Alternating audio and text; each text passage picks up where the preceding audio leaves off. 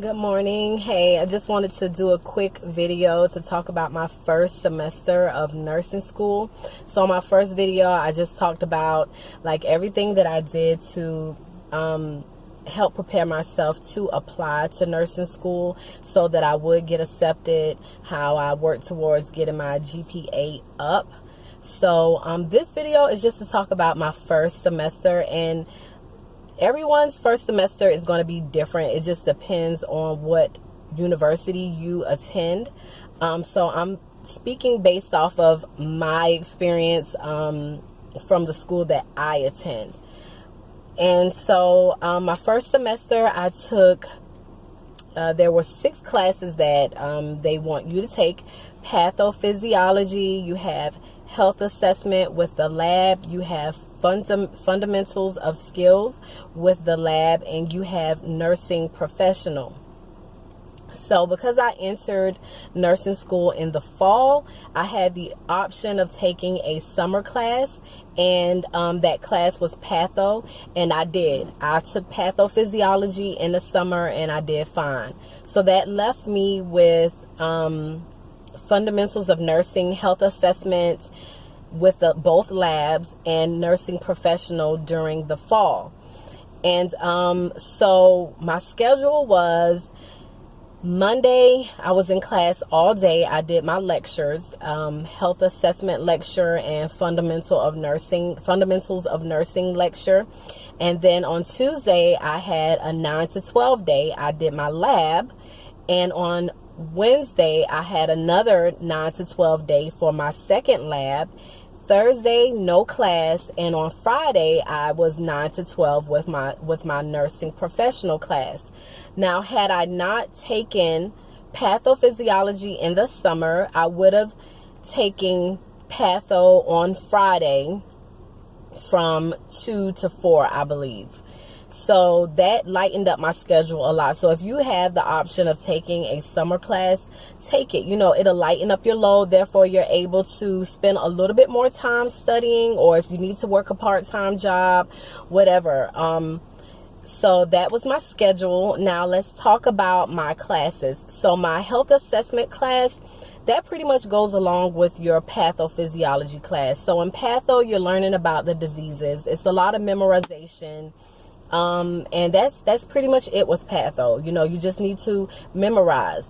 And assessment, you're going over those same diseases that you learned in patho, but now you are learning how to assess those diseases in your patient based off of either a physical examination that you're going to do or blood work, things like that. So that's what you're learning in health assessment.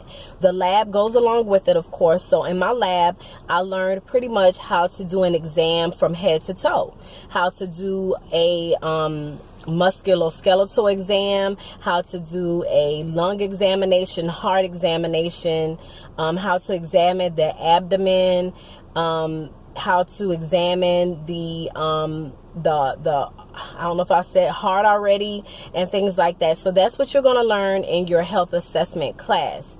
And I'll talk about that later. But in your fundamentals class, that class, we pretty much learn a lot of the bedside care. So you're learning how to properly, you know, ambulate a patient that might not have a very steady walk. You're learning how to reposition or move a patient without injuring yourself or the patient. You're also going to learn how to check vital signs, and just so many other things you're going to learn in that class. Tracheostomy care, I'm pretty sure I'm pronouncing that wrong, but trach care. You're going to learn about that and how to place an NG tube, how to do a Foley catheter, how to do an injection, and how to start an IV. Those are the skills that you're going to learn in your lab. And for our labs, we would have a check off, I would say, every 2 weeks. So a check off is pretty much when you've learned a skill. For example, when we learned how to do a catheter, we would learn it 1 week, and then pretty much I think like the following week we would have a check off. And on your check off, you need to score a 90 or better on the skill. You just have to demonstrate to the instructor that you know how to perform this skill, and you have to make a 90 or better. And this is for both labs at my school. And for assessment, like every week we would learn a new exam. So maybe 1 week we were learning how to do an ENT exam, your ear, nose, and throat exam, examine the eyes. And the following week we had to demonstrate to our instructor that we knew how to do those examinations, and they would build off the others. So when we first started nursing school, the first exam that we learned how to do, I want to say, is how to examine the thorax and how to auscultate the lungs and things like that. And we build off of it. So for our next check off, we had to show them maybe how to examine the lungs plus the heart.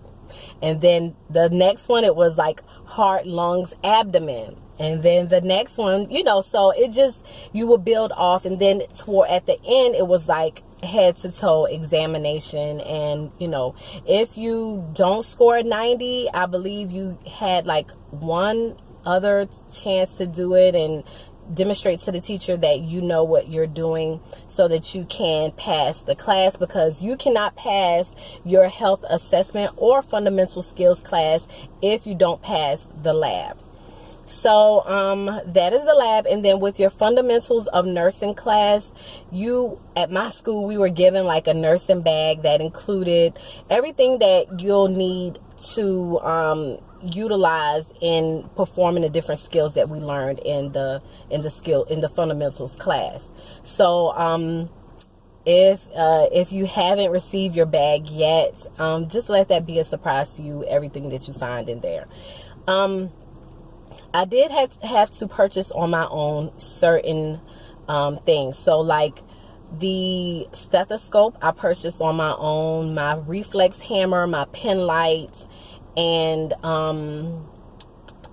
a friend of mine gave me a blood pressure cuff. At my school, you didn't have to have a blood pressure cuff. They provided on the campus. But if you want to get more practice at home, you know, you might want to purchase your own if you're able to. I was blessed enough to have a friend of mine give me her blood pressure cuff. When you're looking at stethoscopes, don't get the Prestige stethoscope. I purchased a Prestige stethoscope, and it's, you know, it wasn't good, you know, garbage, you know. So Littmann is the next one that I am going to get. I'll get a Littmann stethoscope because I've had many say that it is a good stethoscope to use. Now, as far as what test, because in my last video I mentioned that you get tested a lot. You will get tested a lot, but it's only for your benefit, you know, because, you know, at the end of this you can get through nursing school, but you know, if you want to become a registered nurse, and I believe it's for LPNs as well, you have to pass your NCLEX. So you can graduate and from the nursing program, but you are not considered a licensed. You're not considered a registered nurse until you pass the NCLEX. So you're going to get tested a lot because they're only trying to prepare you for the NCLEX. And with my school, we did something called EAQs. And I believe many other schools use that too. It's through Elsevier. Ours is through Elsevier. And we do EAQs pretty much for every class. I had EAQs for every class except for my nursing professional class. And so it's like, I know I took over 100 something odd quizzes. You get quizzed a lot. The EAQs are due every week for every class, and they cover maybe like 3 chapters, and you have maybe 50 to 60 something questions per chapter. And if you want to get credit, you have to complete all of the EAQs that your instructor has assigned you. And I would not suggest anyone wait till the last minute to do it, because the last thing you want to do is you don't want to be in a position where you're trying to prepare for your final exam and try to get your EAQs out at the same time. You don't want to be in that predicament, you know. So those were the EAQs. And then we also had something called Shadow Health that was only due for my health assessment class, and that was worth 5% of our grade. The EAQ was worth 5% of our grade. And you may think, what is 5%? 5% is a lot, because if you get a 0, then it will drop you a whole letter grade. Talking from experience, okay? Do your shadow health or whatever. If whatever assignments your school has set up for you to do that's going to buffer your grade, just do it. You may think it's a waste of time, but really it's not, to be honest. With the EAQs, you definitely want to pay attention to the rationale. Don't just, you know, when I first started doing my EAQs, I was doing it just to get it done. I'm like, I got to get it done. I want to get credit. Let me just hurry up and get it out the way. But later on, I realized that if you pay attention to it while you're doing it, then the rationale is going to really help you in, you know, testing for your lecture exams, and also for something called the HESI. And that's what I was going to mention next, your HESI. So our school, we do the HESI, and like I said, I'm pretty sure other schools do it too. We take it twice, and we take it for every class. So I took my HESI for pathophysiology, I took a HESI for health assessment, and I took a HESI for fundamental skills. And the first time you take it, it is your baseline grade. So it does not count towards your grade at my school.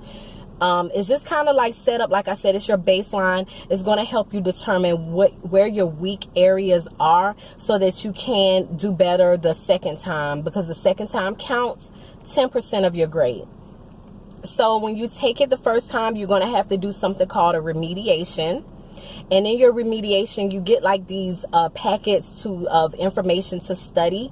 And then you also have to attend like these tutorials that are supposed to help to enhance your test taking skills, so that you do better the second time, because they want you to do better. You know, the nursing school, they want you to stay in. Okay, that's how the nursing program stays afloat. That's how they keep their jobs. If students are constantly failing and dropping out, the school is going to lose that program. So your success is what helps the school keep the program, stay afloat, whatever. So they test you a lot, and once you do your baseline, do the study packet. I had a friend of mine, a nursing friend, she graduated this December, and I asked her, I said, okay, I did poorly on my baseline HESI. How can I do better on my on the one that counts? And she said, Kim, when you do your remediation, take it seriously. Don't just do it just to get it done. Read those study packets. I know it's a lot of material, but read it. And I took her advice. I made sure that I read the material. I did a few EAQs just to get more practice in my test taking skills, and my grade went up tremendously. So for example, I'll give you the lower one. So for fundamental skills, when I took my first baseline HESI, I scored in the 600s. Okay, so 10% of that, like if I made a 600, that's a 60. That's gonna lower your grade. So when you take your HESI for the second time, you want it to go up. You want something that's going to help your grade. So I made it in the 600s the first time. The second time, because I took my remediation seriously, I made 1,000 something. Like, that's dramatic. Like, my grade enhanced like dramatically. So take it seriously. Take your HESIs seriously. Take your remediation packets seriously. Take those EAQs seriously. Like, pay attention to the rationale. You know, read it. If you do better making note cards, make some note cards about it or whatever, but pay close attention to it. And that's pretty much all I have for this video. I didn't want to talk too long. That was my first semester. I did, like I said, you just want to make sure that whatever assignments that they give you to buffer your grade, do it, because like I said, it can affect your grade, a whole letter grade. It doesn't matter if it's 5%. It will affect your grade. And that's something else I wanted to mention. Okay, so at my school, you have to make a 75 or better to not have to be considered as passing a class. So anything less than a 75, you will have to retake the class. They don't round. If you have a 74.9, that is your grade. You're going to have to retake the class. They don't round. They're not going to hold your hand. They're not going to listen to your stories of, this happened, that happened. I'm not saying that they don't care. It's just that they have those rules in place and they're not wavering. So just keep that in mind. Like I said, you have to have that 75. If you're struggling with your test, if you're struggling in the class, absolutely go talk to your teacher. Yes, go talk to your teacher. My teacher gave me some good test taking skills, and it did help it did improve later on in the end. It improved my grade because I finally, understood what she was trying to show me. But definitely go talk to your instructor. But just know that for my school, they do not round. They're not going to round your grade. And if they say that something is all or nothing, know that it is all or nothing. Okay? So, like I said, when you're entering in your first semester or whatever, just go ahead and keep a level head, stay focused, stay on top of your work, and take it seriously. Okay, that's all I have for this video. If you have any suggestions or any questions, drop a comment down below. Please hit the like button and subscribe. See you later. Peace.